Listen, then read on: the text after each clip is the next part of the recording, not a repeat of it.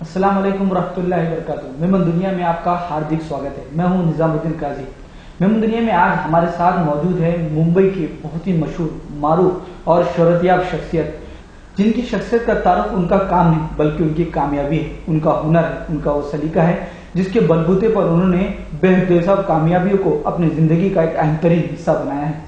आप सिर्फ बिजनेस के अंदर एक माहिर ताजिर की हैसियत से कामयाब और कामरान नहीं है, बल्कि आपने सोशल वर्क, मिल्लत इस्लामी के फलाह और बहबूद के लिए भी बेहद अनगिनत कामों को अंजाम दिया है। तो आइए मोहम्मद मोमिन साहब से हम बात करते हैं उनके अचीवमेंट्स के बारे में, उनकी उपलब्धियों के बारे में, उनकी सफलताओं के बारे में और उनके वेलफेयर एक्टिविटीज के बारे में।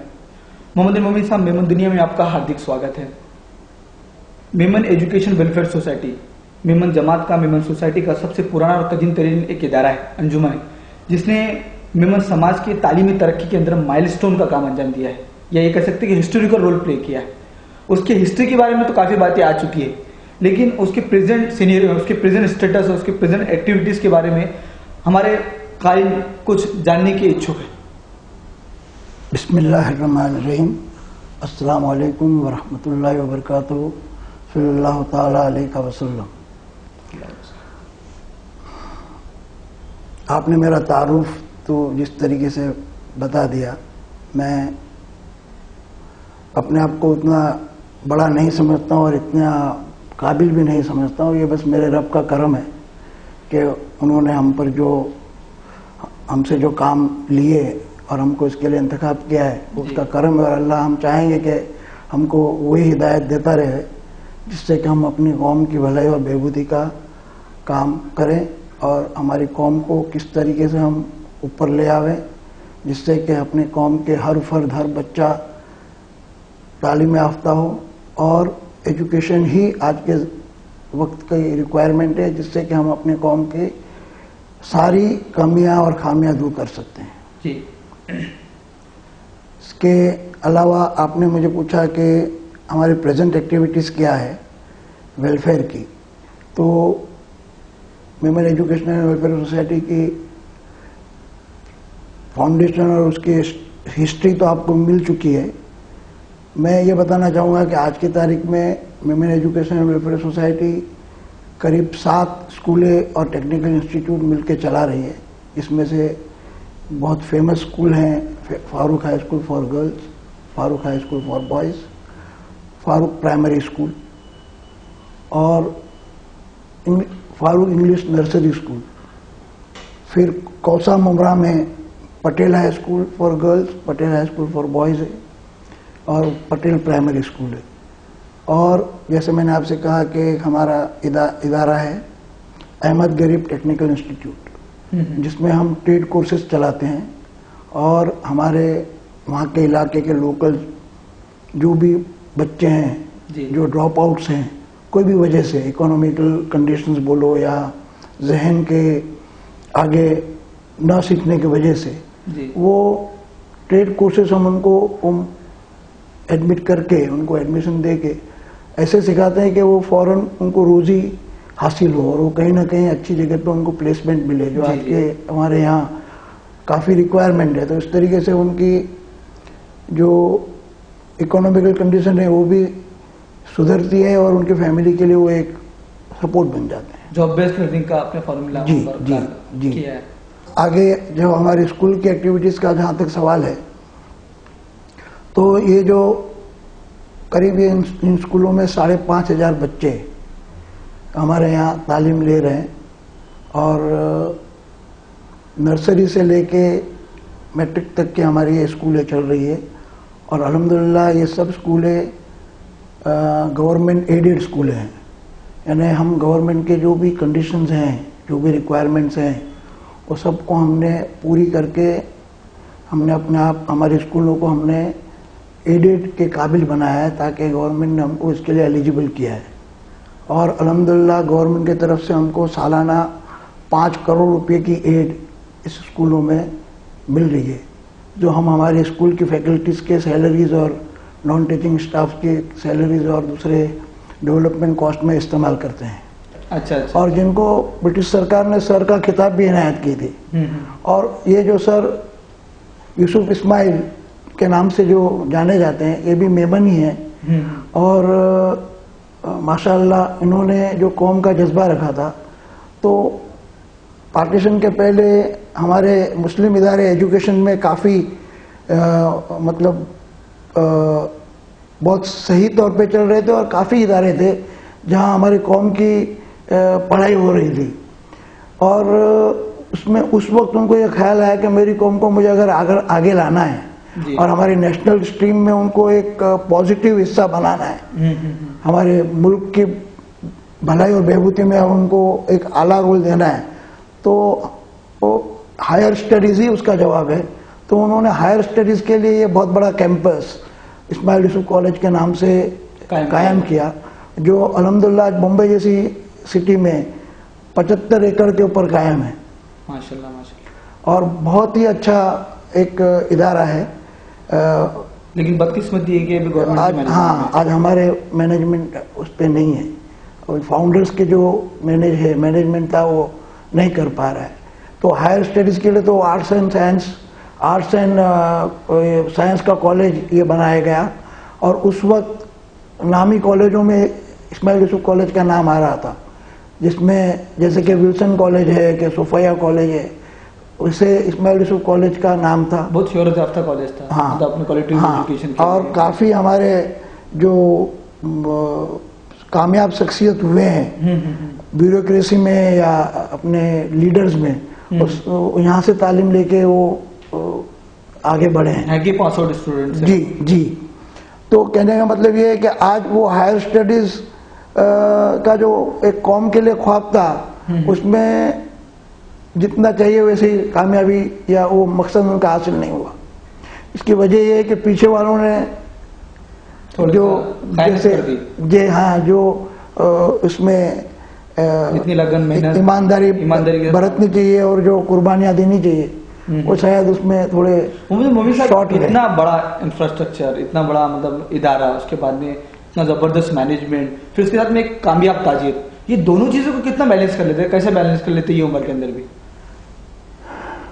एक बड़ा ग्राफ गुडविल सोशल एक्टिविटीज का। अभी इसमें मैं तो ये कहूँगा कि हमारा सब टीम वर्क है। अच्छा। कोई एक अकेले मोहम्मद अली मोमिन का काम नहीं है। लेकिन बुनियाद तो मोहम्मद अली मोमिन की है। नहीं, बुनियाद हमारे फोर फादर्स करके गए हैं। हमारे जो आगे के जो हमारे मैंने जैसे कहा हमारे जो फाउंडर जो थे, जो ट्रस्टी हजरत थे, ये तो सिर्फ एक हिस्सा है आपकी शख्सियत का। मैंने एजुकेशन आपके उसके अलावा जो एक्टिविटीज आप करते हो, दोनों चीजों को मैनेज कैसे कर लेते हैं, इतने पैरेलल कैसे चला लेते? भाई ये एक ऑर्गेनाइजेशन है, और अल्लाह जो ख्याल देता है, वो ख्याल का आना ही बस उसके तरफ से करम है। फिर उस ख्याल को हम इजहार करते हैं तो हमारे पास टीम है, वो टीम उसको आगे बढ़ाती है और हमको कामयाब करती है। उसमें जिस तरीके से हमको हमारा रोल अदा करना है, जो अपने ख्याल के साथ में जो हमको उसको पुश करना है फंड से और लोगों की हेल्प से, और वो सब करते हुए अल्लाह कामयाब कर देता है। क्योंकि मैं जहाँ तक समझता हूँ बुखारी शरीफ की पहली हदीस ही है कि जी, तो हर अमल का दारोमदार आपकी नीयत पे है, और करने वाली जात तो अल्लाह की है। और अल्लाह अपने हबीब के सदक़े में हमको बस ये काम पे लगाए रखे और कामयाबी देते रहे। एक मतलब लीक से हटके क्वेश्चन है कि जब भी कोई आइडियोलॉजी को मतलब ख्याल में आती है, तो वो आइडियोलॉजी जो है साथ में अमल लेकर आती है। मतलब ख्यालों का जो मतलब मुजस्मा होती है वो इंसान के अमल होते हैं। तो इतनी सब चीजें एक मतलब बहुत ही ज्यादा वेल प्लान अंदाज में लेके आप चलते हैं, तो इसके पीछे की आइडियोलॉजी क्या है, आपकी खुद की पर्सनल आइडियोलॉजी क्या है?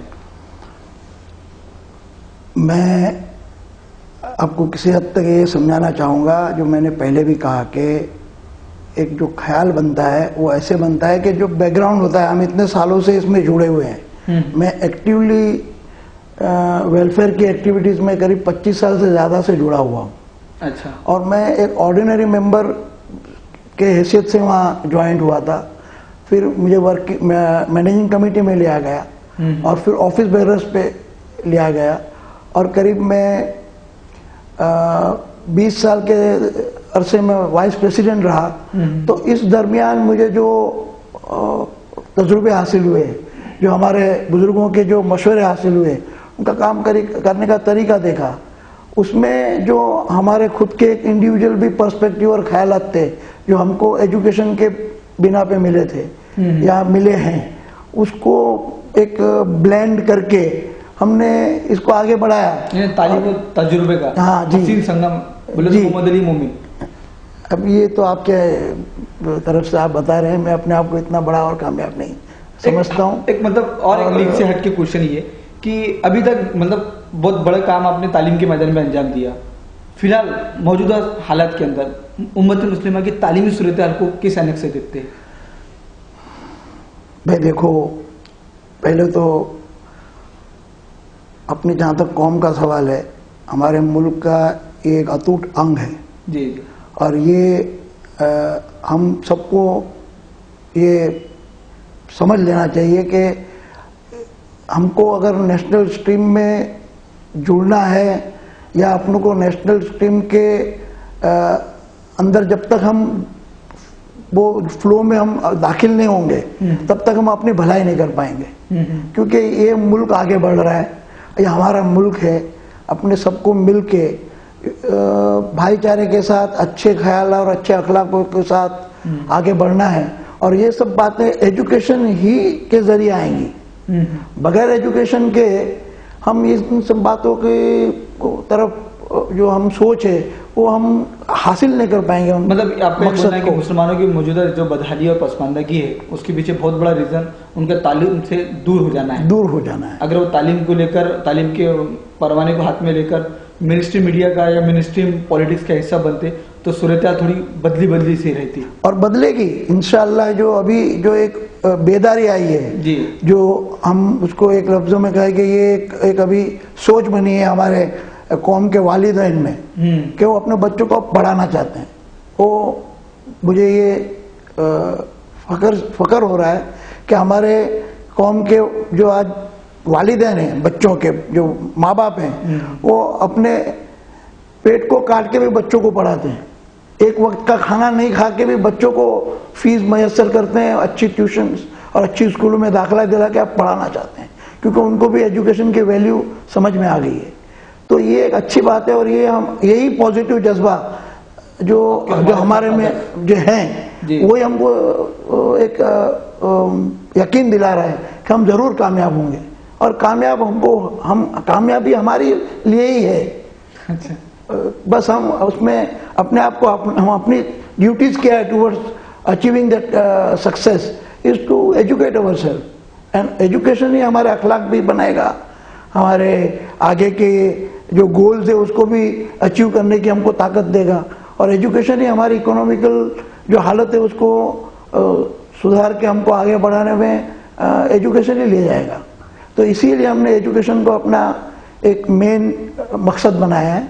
और मैं यहाँ पे एक और बात बताते चलूँ कि अल्हम्दुलिल्लाह पिछले 3 सालों से मेमन एजुकेशन वेलफेयर सोसाइटी करीब 8,500 मुस्तहिक गरीब बच्चों को ऑल इंडिया में पर एनम एक बच्चे को 6,600 रुपये की स्कॉलरशिप दे रही है।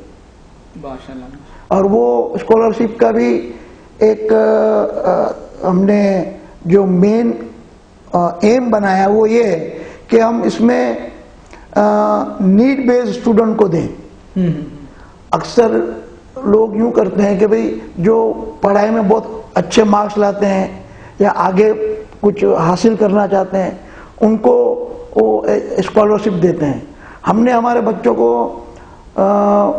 स्टैंडर्ड फर्स्ट से लेकर मैट्रिक तक सब बच्चे अगर पढ़ते हैं ना, वो अगर गरीब है, नीड बेस्ड है, तो ये ना हो कि पैसे के बिना पे वो ना पढ़ पाए और वो एजुकेशन हासिल ना कर पाए। इसलिए वो नीडी हैं, अगर वो मुस्तहिक हैं तो हम उनको पैसे पहुंचा देते हैं। ये नया कमिटमेंट है, इंसानियत है। हाँ, ताकि इसमें जो पढ़े और पढ़ के आगे निकलेंगे तो अपने आप वो जो ब्राइट स्टूडेंट है उनको फिर अलग से दूसरी स्कॉलरशिप हर इदारा देते रहेगा, और हर इदारा देने को तैयार है, और गवर्नमेंट के इंस्टीट्यूशन भी देने को तैयार है। लेकिन बेस पहले बनना, बेस तो उनको पढ़ाने का मौका दो, पढ़ने का मौका दो। वो वहीं अगर नहीं पढ़ पाते और आगे नहीं बढ़ पाते तो कैसे अपने आप को साबित करेंगे। तो हमने नीड बेस को अपना स्कॉलरशिप हासिल करने का एक तरीका बनाया। पाया मजबूत करो, इमारत खुद ब खुद मजबूत हो जी, ये रहा। और ये करते हुए हम माशाल्लाह ये 3 सालों से करीब 6 करोड़ के ऊपर हम ये स्कॉलरशिप भी दे रहे हैं सालाना, मुस्तकिल एकदम रेगुलर। मुस्तकिल, हाँ मुस्तकिल और नीड बेस्ड बच्चों को। मेरा यकीन मेरी कामयाबी की पहली सीढ़ी है, इसीलिए उम्मत मुस्लिमा को यकीन के साथ तवक्कुल इल्लाह के साथ तालीम के मैदान में पेशरफ्त करना चाहिए। हो सकता है कि ये बदहाली, ये पसमानदगी जो हमसे दामनगीर हो चुकी है, एक न एक दिन इसकी जो काली घटाएं छट जाए। ये थे मोहम्मद अली मोमिन साहब जो मुंबई से अपने ख्यालात को रख रहे थे। मेमन दुनिया के इस छोटे से इंटरव्यू में फिलहाल इतना ही। फिर मिलेंगे एक नई शख्सियत के साथ और जानेंगे उसके ख्यालात को। जब तक मुझे दीजिए इजाजत।